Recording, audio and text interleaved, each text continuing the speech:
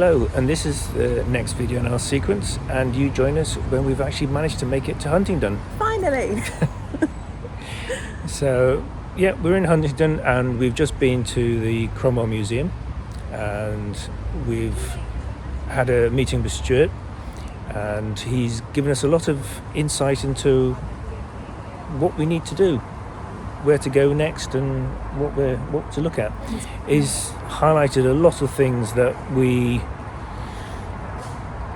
weren't sure about, and he's clarified a lot of the political activities of the time, looking at Oliver Cromwell's position in the area. So we now know a better idea of how much he was involved in the time frame that our story is set. So that's been really good. He's given us some information about his letters and documentation, which is held by the library. Yeah, the library archives in Huntingdon, so we're going to try and get access to those if we can. So that would give us a nice source of information for documents from that time period, and also an insight into what was going on. What else was there? He's given us a bit of an insight into the everyday life of people as well, and how they would have gained information about what was happening politically and in the wider area through pamphlets and the going to church on the Sunday, getting the news from the churches, that sort of thing, and also the idea of this local militia as well. Their involvement in and their connection with the Civil War, how there was always troops on the ready to go and fight. Yeah. There's a lot happening here, and the more we go around, the more information we find.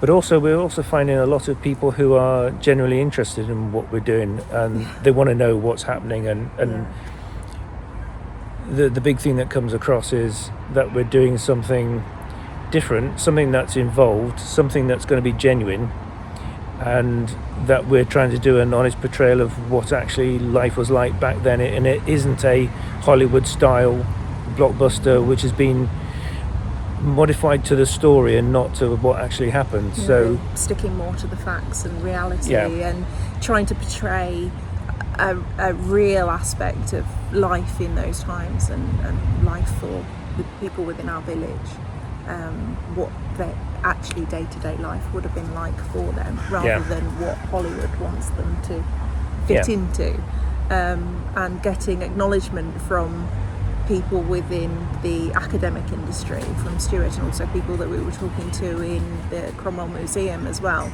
to hear their enthusiasm and interest in what we're doing was amazing, really, wasn't it? It was really good. Yeah, very positive. Very positive. We got to see Oliver Cromwell's watch. Oh, amazing. One of two, I believe, that he had or had access to.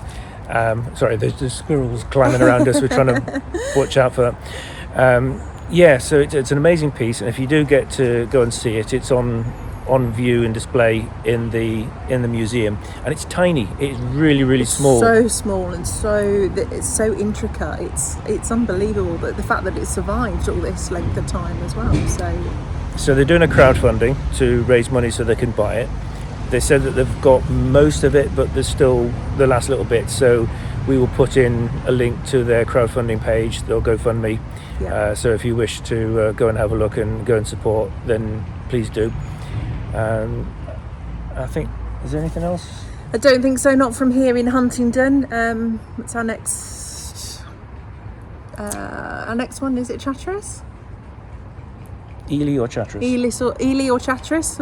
I can't remember off the top of my head from the list, but so it'll be one of We've still got Ely, Chatteris, St Ives, and possibly Denny Abbey. Because that's a sort of very much of the period. So there's a lot of buildings and construction and farm work from 1700s. And of course, we get pointed in directions, like Stuart's just pointed us in the direction of the library archives today. So that's something that we'll be checking out as well. So that's something we'll have to go back in and sort out.